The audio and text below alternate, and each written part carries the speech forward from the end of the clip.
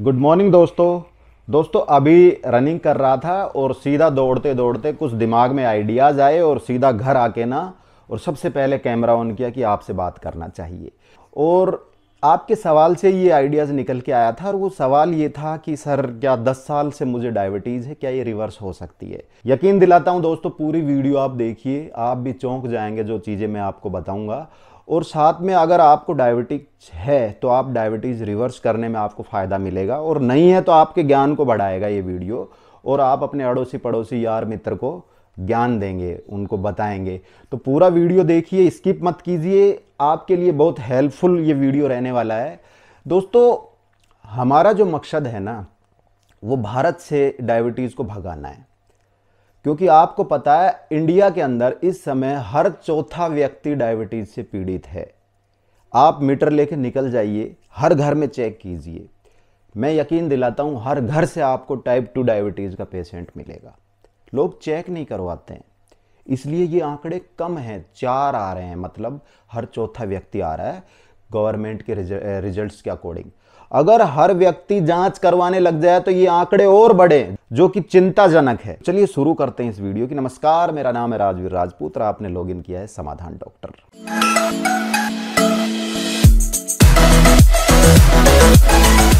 दोस्तों डायबिटीज को 3 कैटेगरीज में रखा जाता है।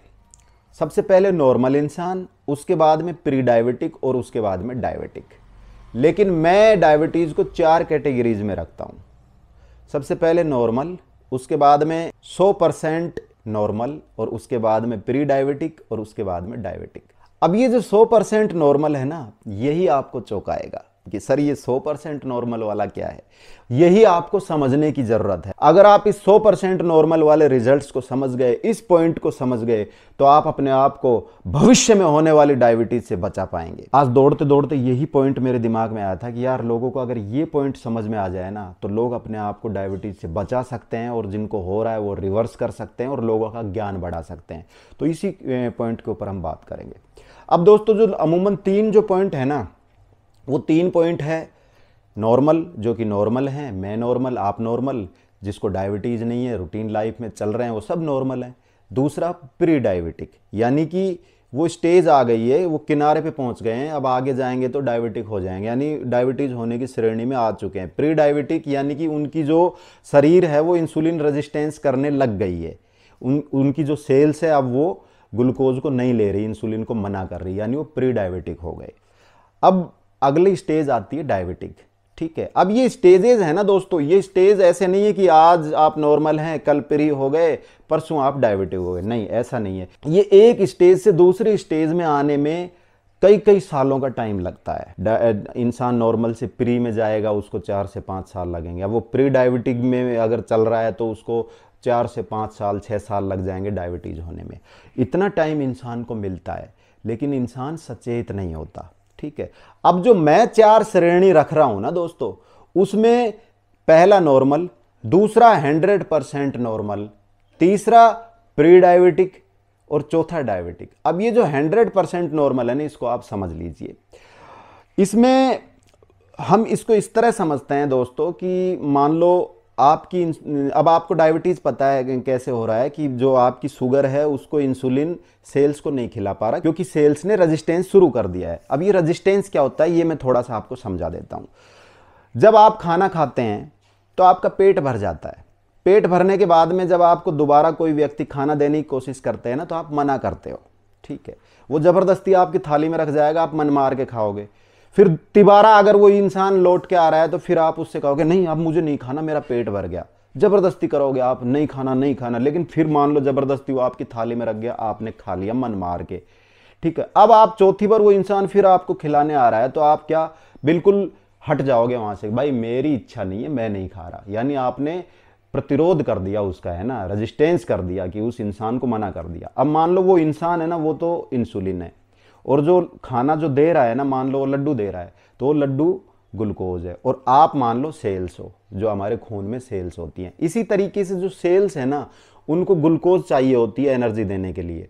तो आप बहुत ज़्यादा खाना खाते हो, बहुत खाते हो, बहुत खाते हो, उससे आपके खून में ग्लूकोज बढ़ता है। अब वो इंसुलिन उस ग्लूकोज को उठा उठा के सेल्स को खिलाता है, ठीक है, सेल्स एक टाइम तक तो खाएगी, उसके बाद उसका पेट भरने लग जाएगा, लेकिन आप तो खाना खा रहे हो ना, खून में तो ग्लूकोज बढ़ रहा है ना, तो वो क्या इंसुलिन को मना करेगी कि अब मुझे नहीं चाहिए। तो इंसुलिन क्या करेगा, शुरू शुरू में तो ज़बरदस्ती उसको खिला देगा, फिर एक टाइम के बाद में वो सेल्स अपने दरवाजे बंद कर लेगी, इंसुलिन को बिल्कुल मना कर देगी कि अब मैं नहीं खाऊंगी, नहीं खाऊंगी, ढाप गई, बिल्कुल मेरा पेट भरा हुआ है। तो इंसुलिन क्या करेगा, जोर ज़बरदस्ती करके खिला देगा। फिर आप खा रहे हैं, आप तो रुक ही नहीं रहे, बहुत ज़्यादा आप कार्ब्स की चीज़ें खा रहे हैं, फिर और शुगर बढ़ गई, फिर इंसुलिन आया, फिर उसने खिलाने की कोशिश करी। तो एक टाइम ऐसा आता है कि ये सेल्स क्या बिल्कुल रेजिस्टेंस करने लग जाती है, अपने दरवाजे बंद कर लेती है। उस पीरियड में जो पेन क्रियाज है ना, उसको ज़्यादा काम करना पड़ता है, क्योंकि जब सेल्स दरवाजे बंद कर लेती है ना, तो शुगर बढ़ जाएगा खून में। अब शुगर बढ़ जाएगा तो पेन क्रियाज को संदेश मिलेगा कि खून के अंदर शुगर बढ़ा हुआ है, तो क्या वो इंसुलिन फिर और भेजेगी उस शुगर को कंट्रोल करने के लिए। तो जहाँ पहले कम इंसुलिन काम कर रहा था, वहां पर अब पेन क्रियाज को उस बढ़े हुए शुगर को कंट्रोल करने के लिए और इंसुलिन भेजना पड़ता है, तो वो इंसुलिन ज़्यादा मात्रा में आता है। अब जब ज़्यादा मात्रा में इंसुलिन आता है तो वो क्या करेंगे, उस बढ़े हुए शुगर को ना ज़बरदस्ती सेल्स का दरवाज़ा तोड़ेंगे और अंदर डाल देंगे। उसको आप ऐसे ही समझ सकते हो जैसे आपने खाने की मना कर दी, लेकिन आपके दोस्त ने क्या किया, जबरदस्ती की, दो दोस्त और आ गए उसके पास, उनका नहीं खाना पड़ेगा, आपके हाथ पैर पकड़ दिए और जबरदस्ती आपके मुंह में ठोक दिया। आप ऐसे समझ सकते हो। जब आपके खून में बहुत ज्यादा शुगर बढ़ जाती है, सेल्स खाने से मना कर देती है, तो पेन क्रियाज को संदेश मिलता है। भाई पेन क्रियाज को तो जब तक शुगर बढ़ा रहेगा संदेश मिलता रहेगा कि शुगर बढ़ा हुआ है, और वो दबा इंसुलिन बनाती रहेगी। तो फटाफट से वो बहुत ज्यादा इंसुलिन बना के भेज देगी। तो जो ज्यादा इंसुलिन आता है ना, क्वांटिटी में ज्यादा इंसुलिन आता है, तो वो इंसुलिन फिर जबरदस्ती उस सेल्स को बढ़ा हुआ शुगर खिला जाएगा, और जो बाकी का बचा कुचा शुगर है वो भी खिला जाएगा। तो इस केस में खून से शुगर बिल्कुल नॉर्मल आएगा अगर आप जांच कराओगे। तो इसका मतलब ये नहीं है कि रेजिस्टेंस शुरू नहीं हुआ है, रेजिस्टेंस तो शुरू हो गया, लेकिन नॉर्मल आ रहा है। तो ये जो पीरियड है ना 100% नॉर्मल, ये पीरियड नॉर्मल से और प्री डायबिटिक का बीच का पीरियड है। यही आपको समझने की बात है, क्योंकि दोस्तों जो बढ़ा हुआ इंसुलिन है ना, वो आपकी शुगर को तो कंट्रोल कर रहा है, लेकिन आपको रेजिस्टेंस की तरफ धकेल रहा है। इस पीरियड में जब एक्स्ट्रा जो मैं बता रहा हूं कि आपका 100% क्योर रिजल्ट आएगा, इस पीरियड की मैं बात कर रहा हूं। तो दोस्तों जो ये वाली स्टेज है, इसमें जो बढ़ा हुआ इंसुलिन है सेकेंड स्टेज में, जो आपके रिजल्ट को तो परफेक्ट कर रहा है, यानी कि जो बढ़ी हुई शुगर है उसको तो कंट्रोल कर रहा है, लेकिन खुद रेजिस्टेंस हो रहा है, खुद बढ़ रहा है। अब वो खुद बढ़ रहा है यानी कि इंसुलिन बढ़ रहा है, ज्यादा बनना पड़ रहा है, तो जो पेन क्रियाज है उसको इंसुलिन ज्यादा बनाना पड़ रहा है। तो धीरे धीरे वो मशीन खराब हो रही है, उसको ज्यादा काम करना पड़ रहा है। ज्यादा काम करके वो मशीन उस लेवल को ठीक कर रही है, आपको एक्स्ट्रा परफेक्ट कर रही है। अब कोई भी मशीन जब ज्यादा काम करेगी ना, उसको ज्यादा इंसुलिन बनाना पड़ता है, जबरदस्ती सेल्स को खिलाने के लिए ज्यादा इंसुलिन बनाना पड़ता है, तो मशीन धीरे धीरे काम करना बंद कर देती है। तो फिर वो आप क्या अगली स्टेज की तरफ चले जाते हैं। अगली स्टेज कौन सी है? Pre diabetic. ठीक है, फिर भी आप सचेत नहीं होगे तो मशीन बिल्कुल एक टाइम ऐसा आएगा काम करना बंद कर देगी। तो फिर प्री डायबिटिक से आप डायबिटीज के पेशेंट बन जाओगे। यानी कि इन पीरियडों में 1-2 महीने का टाइम नहीं लगता, 5-5, 4-4 साल का टाइम लग जाता है। बहुत मौका और बहुत वक्त मिलता है आपको सचेत होने के लिए, लेकिन आप सचेत नहीं होते हैं। तो ये जो दूसरी स्टेज है ना, यही घातक है, एक्स्ट्रा परफेक्ट वाली स्टेज। तो इसको समझिए, आप अपना इंसुलिन रेजिस्टेंस का जो है उसका जांच करवाइए, फास्टिंग इंसुलिन की जांच करवाइए नॉर्मल, यानी कि आपको कोई दिक्कत नहीं है, फिर भी आप परफेक्ट रिजल्ट आपका शुगर का आ रहा है, तो एक बार हॉस्पिटल जाके ना फास्टिंग इंसुलिन करवा लीजिएगा। उससे आपके इंसुलिन की मात्रा का पता लग जाएगा। अगर इंसुलिन 2 से 25 के बीच में बन रहा है जब, तो आपको कोई दिक्कत नहीं, आपकी शुगर नॉर्मल है। या इंसुलिन 25 से ऊपर आ रहा है तो समझ लीजिएगा कि आप अब रेजिस्टेंस की तरफ जा रहे हैं, आपकी जो पेन क्रियाज है उसको ज्यादा इंसुलिन बनाना पड़ रहा है, बॉडी इंसुलिन रेजिस्टेंस होने लग गई। तो ये जो सेकंड स्टेज है ना, परफेक्ट स्टेज, यही खतरनाक होती है। इसको अगर आप समझ जाओ, अब इसको इंसान कैसे समझेगा भाई? इसको इंसान तब समझेगा जब नॉर्मल जाके ना जांच करवाएगा, क्योंकि इंसान नॉर्मल है तो इंसान जांच तो करवाता नहीं है। नॉर्मल इंसान तो कोई नहीं करवाता, क्योंकि पैसे लगते हैं। अब भाई जांच कब करवाते हैं? जब शुगर खून में बहुत ज़्यादा बढ़ जाती है, यूरिन में दिक्कत आने लगती है, बहुत ज़्यादा प्यास होने लगती है, इन्फेक्शन हो जाता है, किडनीज में दिक्कत हो जाती है, हार्ट में दिक्कत हो जाती है। तो जब शरीर जब प्रॉब्लम दिखाने लगता है ना, जब डॉक्टर के जाते हैं, फिर डॉक्टर जांच करता है, फिर पता लगता है आपका ये अंग खराब हो गया, ये खराब हो गया, ये खराब हो गया। कारण था आपको पिछले 5 साल 4 साल से लंबे टाइम से शुगर रही होगी, आपकी शुगर बहुत ज़्यादा है। तब जाके इंसान दिखाता है। अगर इंसान नॉर्मल कंडीशन में दिखा ले और मान लो वो सेकंड स्टेज में है एंड 100% क्योर वाली स्टेज में, तो शुगर तो उसका नॉर्मल आएगा।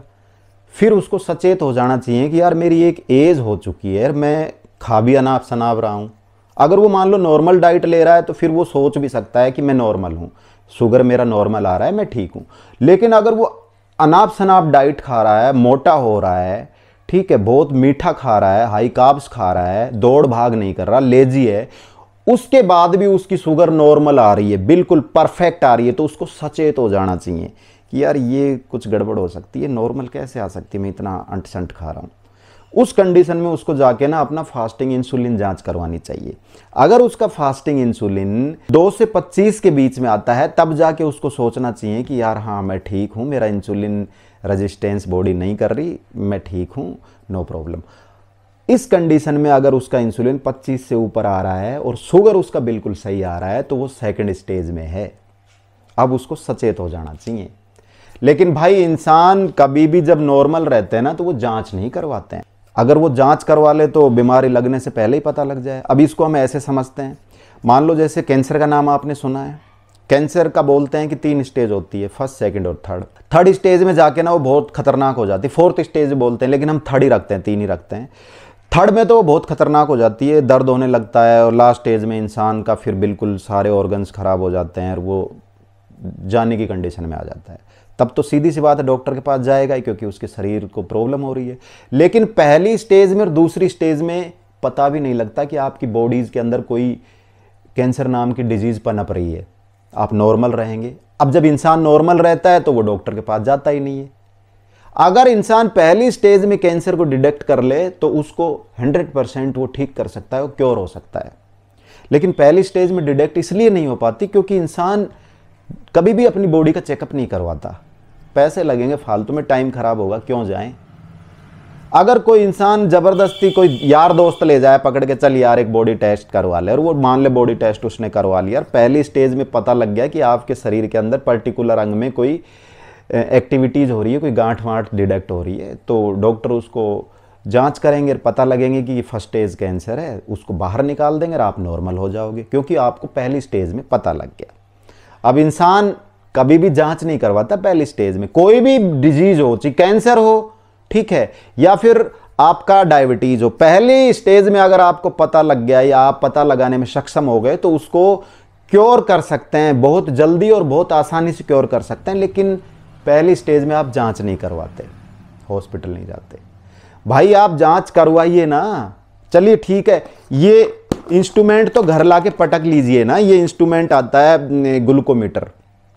भाई ये इंस्ट्रूमेंट जरूरत हो गई है आज हर इंसान की, हर घर की, क्योंकि आप मान लो आप डायबिटिक हैं, आप डिस्पेंसरी जाके ना जांच करवा रहे, आप बच्चों की भी जांच कर सकते हैं। अगर ये इंस्ट्रूमेंट आपके घर में है तो आप अपने घर वालों की जांच कर सकते हैं। एक इंस्ट्रूमेंट, क्योंकि आज हर घर में शुगर पेशेंट हैं, ये इंस्ट्रूमेंट तो घर लाके पटक लो, ज़्यादा महंगा नहीं आता है, ये 500 रुपए के आसपास का ये इंस्ट्रूमेंट आता है, बहुत इजी, आसानी से आप घर पर ही जांच कर सकते हैं।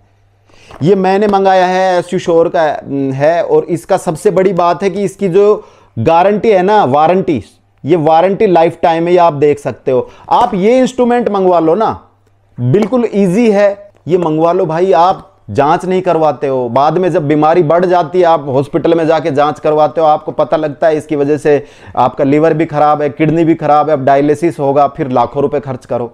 अभी आपसे ये 500 रुपए भी खर्च नहीं हो रहे। भाई ये आज हर घर की जरूरत बन गया है ग्लूकोमीटर। इससे आप कभी भी अपनी जांच कर सकते हैं, जब भी आपको डाउट हो। अपने बच्चों की जांच कर सकते हैं, आपको कंफर्म तो होगा कि किसी को डिजीज नहीं है, अगर है तो फर्स्ट स्टेज में पता लग जाए तो ये मंगवा लो और घर में रखवा लो। ये एक्यूशोर का है, मैंने खुद मंगवाया है, रिजल्ट्स भी अच्छे हैं, स्टिप भी इसके साथ फ्री आती है 25, और सबसे बड़ी बात इसकी जो वारंटी है लाइफ टाइम है, यानी कंपनी इसको बदल के देगी। इसका डिस्क्रिप्शन के नीचे लिंक डाला हुआ है, वहां से जाके ना इसको मंगवा लो, बहुत जरूरत बन गई है। मैं भी अभी एक सीरीज शुरू करूंगा, या तो कल से परसों से, कि आप डायबिटीज में सुबह से शाम तक क्या करें, उसमें इसको बहुत ज्यादा जरूरत पड़ेगी आपको। तो भाई मंगवा के रख लीजिए, मेरे कहने पे मंगवा लीजिए। ये एक छोटा सा इंस्ट्रूमेंट है, जरूरत है हर घर की। कोई नहीं करवाता है जांच हॉस्पिटल में जाकर, जब डिजीज बढ़ जाती है तब जांच करवाते हैं। अब बात करते हैं कि 10 साल पुरानी जो शुगर है वो रिवर्स हो सकती है कि नहीं हो सकती। भाई इस केस में समझने की बात यह है कि इसमें मैं एक छोटा सा उदाहरण आपको दूंगा, और उदाहरण ये कि मान लो आपकी बाइक है और बाइक में मिस्त्री ने उसकी सर्विस कर दी। सर्विस करवाने के बाद उसने बोल दिया कि 2000 किलोमीटर के बाद दोबारा सर्विस करवा लेना, इसका ऑयल चेंज करना है। आपने 2000 किलोमीटर चला ली, उसका जो ऑयल है वो खराब होना स्टार्ट हो गया। अब आपने 2500 किलोमीटर चला ली, ऑयल और ख़राब हो गया। अब गाड़ी तो चलेगी ना, मना थोड़ी ना करेगी, ऑयल ही तो ख़राब हुआ है। लेकिन धीरे धीरे करके ऑयल ख़राब हुआ है, फिर उसकी पिस्टन ख़राब होगी। अब पिस्टन ख़राब होगी तो पिस्टन से जुड़ी हुई और चीज़ें ख़राब होगी। उसके बाद में फिर इंजन का हेड ख़राब होगा। फिर एक टाइम ऐसा आएगा कि वो इंजन डेड हो जाएगा, आप उसको चलाते रहोगे और डेड हो जाएगा, काम नहीं करेगा। यही डिजीज़ की साथ है। अगर आपको पहली स्टेज में कोई चीज़ पता लग जाती है, पहली स्टेज में अगर आप सचेत नहीं होगे तो फिर वो धीरे धीरे और अंगों को ख़राब करने लगती है। अगर उस मैकेनिक के कहने पर वो टाइम से अगर अपनी जांच करवा के और उस ऑयल को चेंज करवा लेता तो उस ऑयल की वजह से जो पिस्टन ख़राब हुआ है वो नहीं होता, पिस्टन की वजह से जो पिस्टन से जुड़ी हुई और जो पुर्जे ख़राब हुए हैं वो नहीं होते, उनसे जुड़ा हुआ जो हेड ख़राब हुआ है वो नहीं होता। अब हेड ख़राब हो गया, पूरा इंजन ख़राब हो गया। अब वो तो गाड़ी है ना, पहले 200 रुपये में ठीक होती, अब 2000 में ठीक होगी। लेकिन इंसान का शरीर है ना, ये ज़्यादा ख़राब हो जाए तो फिर 10 लाख में भी ठीक नहीं होता और कई बार निकल भी जाता है। इसलिए कोई भी डिजीज़ को अगर हम जितना जल्दी पकड़ लें, अगर वो ऑयल ख़राब होने की टाइम में ही पकड़ में आती तो वो कम पैसों में ठीक हो जाती गाड़ी। अब वो पिस्टन तक पकड़ में आई है तो उसमें पैसे भी ज़्यादा लगेंगे, टाइम भी ज़्यादा लगेगा मिस्त्री का। इसी तरीके से अगर आपको 10 साल पहले कोई डिजीज़ हुआ है और आप 10 साल से दवाई खा रहे हैं और आज आप सचेत हो रहे हैं कि अब मुझे ठीक करना है, तो जो 10 साल से आपकी बॉडी को जो हैबिट पड़ चुकी है उस दवाई की, तो एक तो उससे निकलना पड़ेगा आपको। एक आप 10 साल पहले रिकवर होते पहले, तो अब 10 साल में यहाँ तक आप पहुँच गए। 10 साल तक जो जो डिजीज़ होना था वो हो लिया, जो जो अंगों पर प्रभाव पड़ना था वो हो लिया। तो एक अब आप 10 साल बाद सचेत हो रहे हो। तो मतलब सीधी सी कहने की बात यह है, समझने की बात यह है कि कोई भी डिजीज़ एक तो वक्त रहते पता लग जाए तो जल्दी क्योर हो जाती है, और एक उसको जितना ज़्यादा खींचोगे आप, जितना ज़्यादा लंबा टाइम दोगे, वो क्योर होने में बहुत ज़्यादा टाइम भी लेगी और साथ में वो उस पीरियड में जिस जिस अंग को जो जो आपको नुकसान दे चुकी है वो तो दे ही चुकी है। तो यही चीज़ समझने की है डायबिटीज़ के केस में भी। उम्मीद करता हूँ मेरे द्वारा दी गई जानकारी से आप संतुष्ट होंगे। जानकारी अच्छी लगी तो इसे फॉरवर्ड ज़रूर कीजिएगा दोस्तों, क्योंकि और भी लोग हैं जिनको ये जानकारी मिलनी चाहिए। हो सकता है आप फॉरवर्ड कर रहे हैं तो उसका कारण आप बन जाओ किसी को जानकारी देने का। तो इस वीडियो को फॉरवर्ड ज़रूर कीजिए। अपने दोस्त राजवीर को दीजिए इजाज़त, फिर मिलते हैं किसी नेक्स्ट वीडियो नेक्स्ट टॉपिक के साथ। तब तक के लिए जय हिंद, बाय बाय।